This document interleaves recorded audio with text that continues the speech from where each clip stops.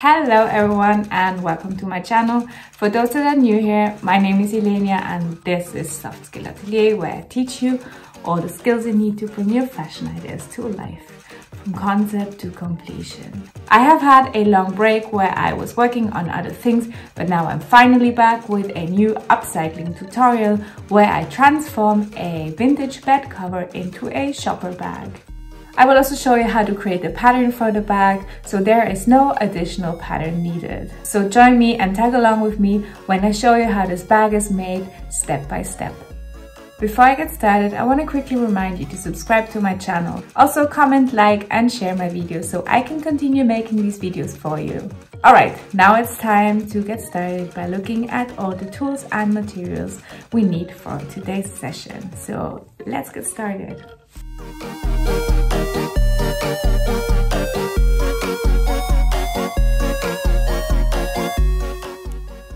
Sewing yarn in your preferred color. Some sort of snap button for the bag lid. I picked this magnetic button. These hardware pieces.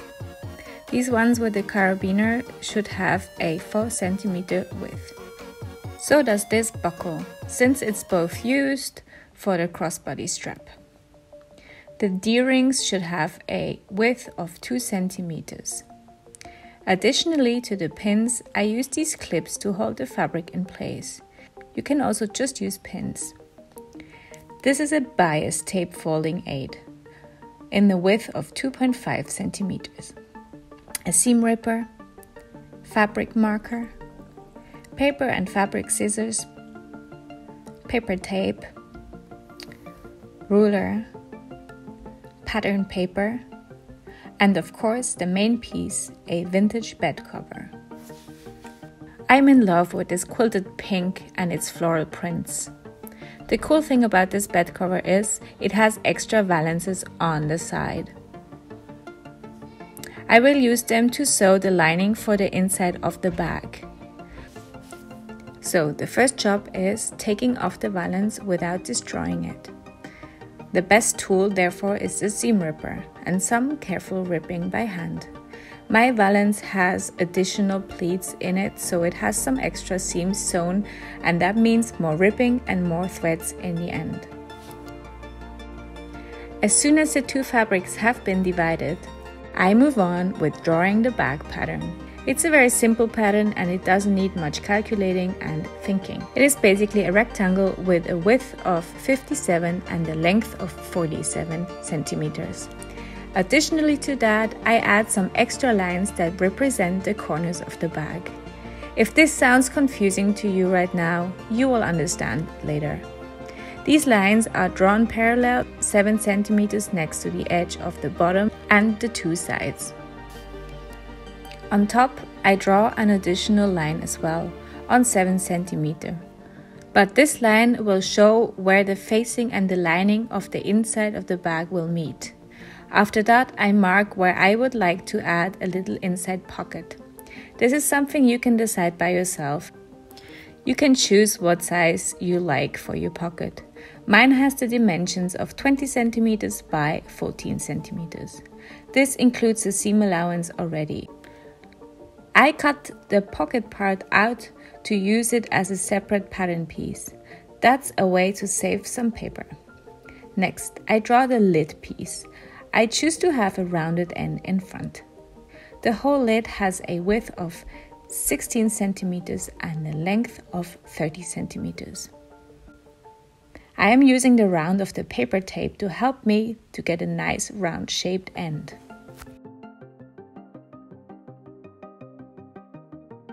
Now I start cutting out the pieces. I lay the fabric doubled so I can cut out both sides at the same time. Usually I would cut the fabric with the pretty fabric side facing each other. But since this is a fabric with floral patterns, I want to make sure I see where I cut to have the prettiest flowers in the right places.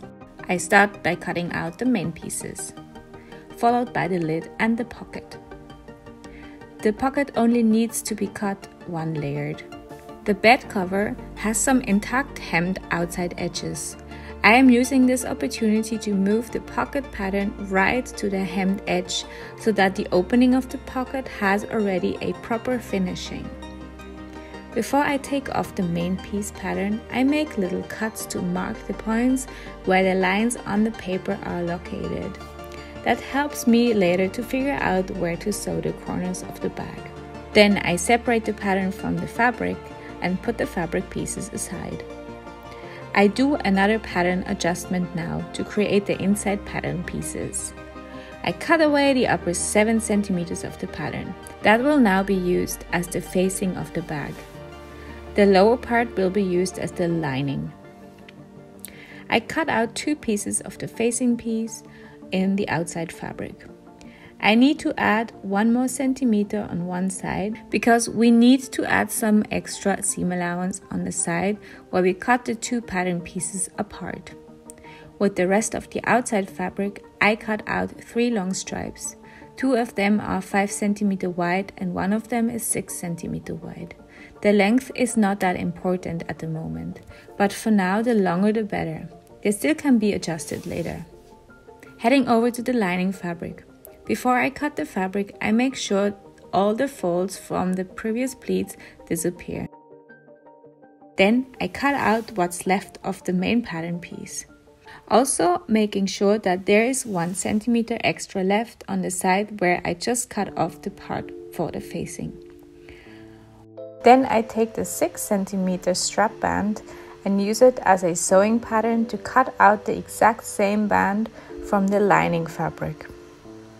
With the rest of the lining, I am creating bias tape. That goes along the edges of the handle straps, the lid, and the upper edge of the bag. I need quite a lot of that bias tape, that's why I really use up all the fabric there is. The stripes need to be cut in a diagonal line against the grain line and have a 5 cm width. The ends are sewn together so that we end up with one long band. All the seams need to be pressed. Now it's time for the bias tape maker to shine. The band needs to be pulled through the wider side of the tool. That then folds both edges towards each other, and by pressing them down with the iron, the folds will be defined and stay in there. For everyone that doesn't feel like creating their own bias tape, you can buy them as well in every trim shop. I make them by myself because I really want to reuse every piece of this bed cover. One more tiny thing to cut out. For the D-rings, I need some small strap to connect them to the bag. The dimensions are 3 × 20 cm. Again, cut out double layered.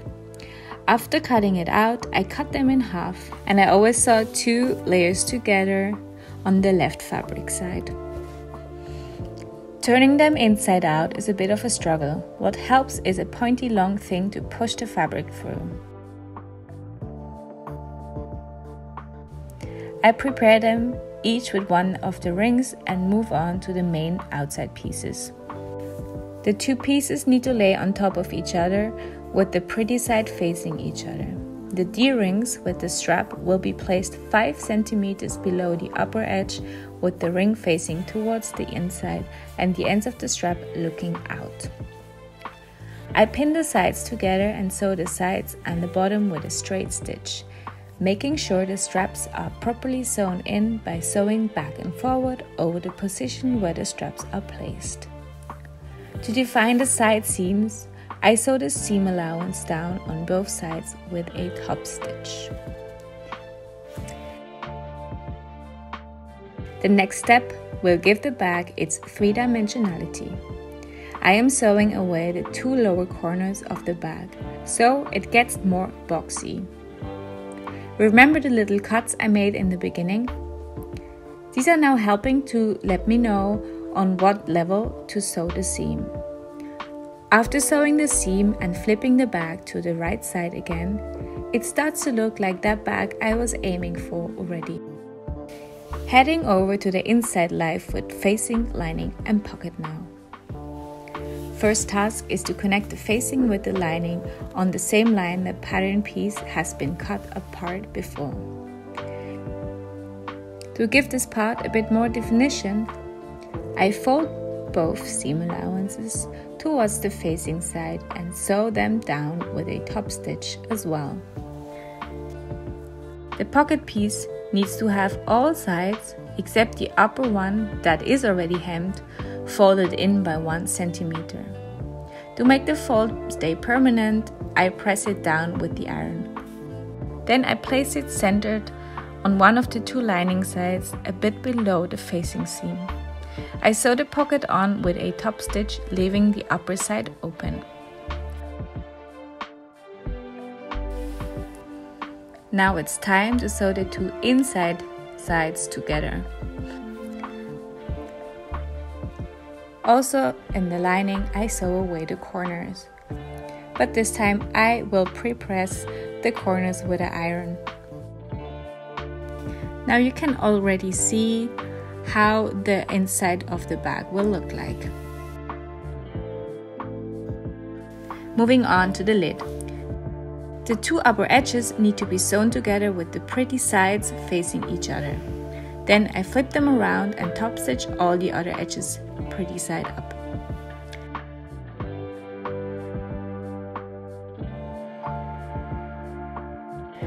Now it's time for the bias tape. I use tons of pins and clips to make sure the tape stays where it's supposed to stay while I sew on the tape. Next I sew the crossbody strap. This is the one that has 1 lining side and 1 outside fabric side. I sew the 2 fabrics together on the left side and then turn them inside out afterwards. To make it a bit easier, I slightly cut back the seam allowance before I flip it around. The process of turning the strap inside out is going to take some time and patience, but it's totally worth it. After giving it a proper press, I'm assembling the hardware pieces. Just watch how I've done it if you want to tag along.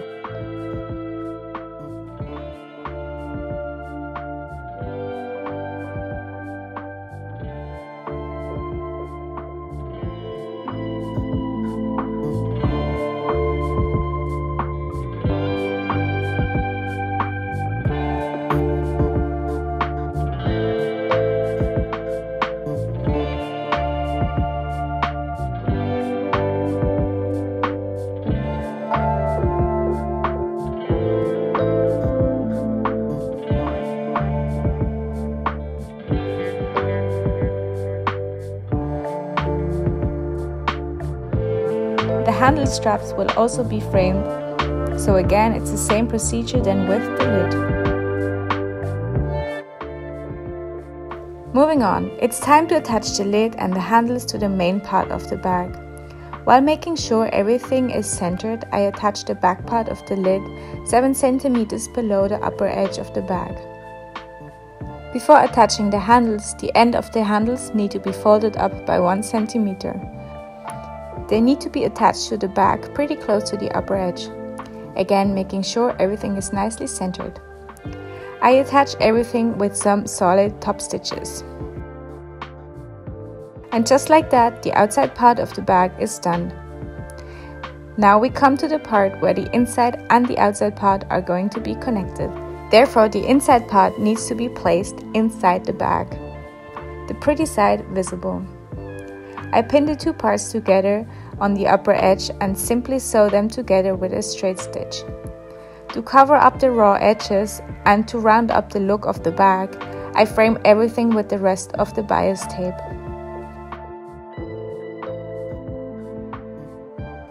After getting rid of all those loose thread ends, I attach the magnet snap button centered in the front part of the lid area.